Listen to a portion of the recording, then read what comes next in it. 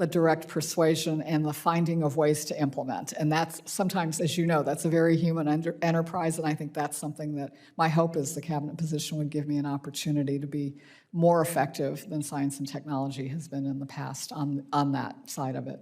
Thank you. Senator Cruz. Thank you, Madam Chair. Good morning, Dr. Prabhakar. Welcome. It's always good to see a fellow Texan before the committee. My first question for you is a pretty simple one. Do you believe there is such a thing as, quote, settled science, that being a time when scientific inquiry is no longer required, when questioning is no longer required, when experimentation is no longer necessary? Senator Cruz, it's good to meet you. Thank you for that question. The enterprise of science is one of inquiry, and over time there are fields where the scientific consensus emerges. It's been tested under a broad set of circumstances, and it starts to feel immutable. It never really fully is, but that is the nature of scientific inquiry, is to continue to ask those questions and to examine any topic from all perspectives. Well, I agree with that, particularly the last point you just made, that it is the essence of science to question, and history is replete with all sorts of instances of, quote, scientific consensus being categorically wrong.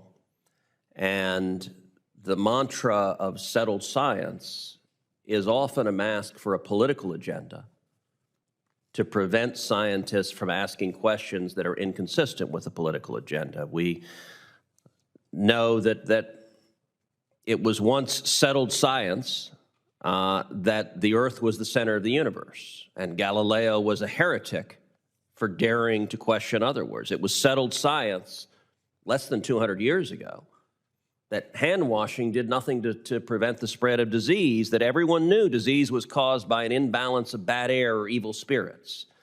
And so settled science has a way of shifting, and I would note just a couple of months ago, the Biden administration's Assistant Secretary for Health, Rachel Levine, all but said that the science surrounding, quote, gender-affirming care was, quote, settled, specifically, and the quote was, quote, there is no debate in the medical community about the medical or scientific validity of gender-affirming care. And gender-affirming care is a euphemism for all sorts of policies that with young children can involve puberty-blocking drugs, that can involve at extreme levels surgeries that permanently alter their reproductive capacity, their capacity for the rest of their life. Do you think it's accurate that questions such as that are settled science and no one is even allowed to ask what are the consequences of an 8-year-old child being given severe drugs that alter their physiology for the rest of their life? Senator Cruz, I think you are talking about an area that is quite complex. I think gender is actually, I think, complex in ways that are surprising to many people.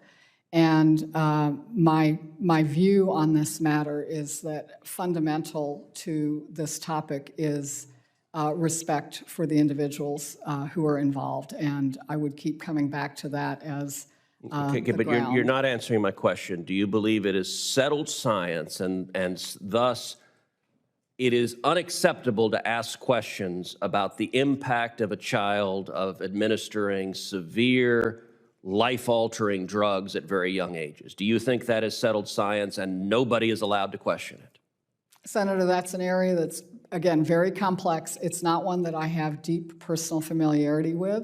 It's one that I would want to learn a lot more about. Okay, so you're refusing to answer that. But like, it ought to be really easy. Of course, you can ask questions about what's the impact of giving life-altering drugs to kids. That is not a complicated. I can tell you, if I go home to Texas and I get 100 people in a room, I promise you 99 of them will say, well, of course we ought to ask a question about that. I find it amazing that you're nominated to be a cabinet-level position as the president's science advisor, and you're not even willing to acknowledge that asking questions about the long-term physical and emotional health to a child, asking those questions is okay. Senator, I think you're talking about some issues that certainly require a lot more thought and Okay, unfortunately, what you're demonstrating here is that politics is more important than science because they're obvious science and medical questions. Let's shift to another topic. OSTB has done a lot of work under President Biden on energy and climate, and there may be no area of science that is more politicized than energy and climate.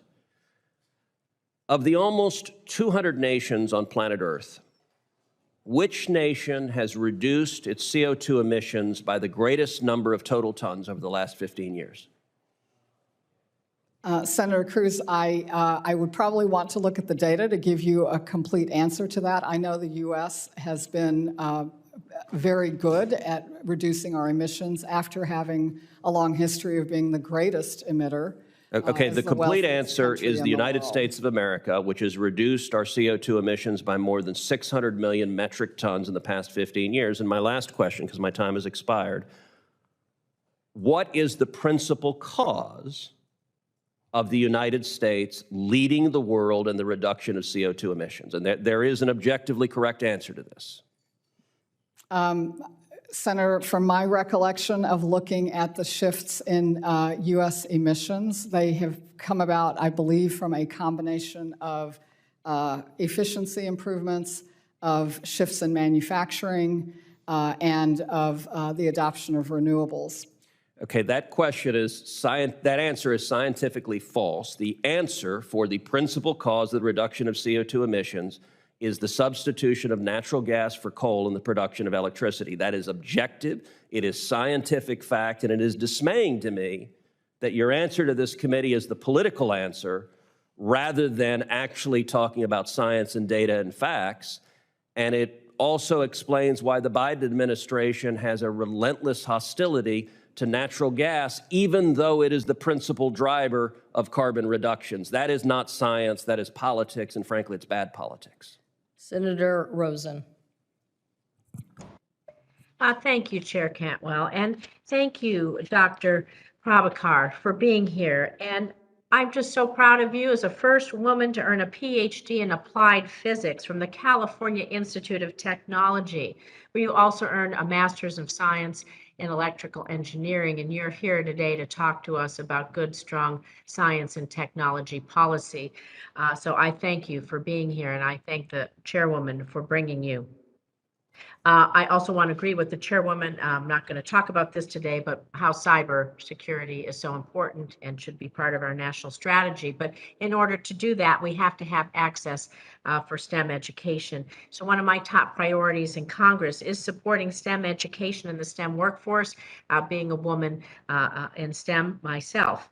And it's why I launched with Senator Capito the Bipartisan Senate Women in STEM Caucus.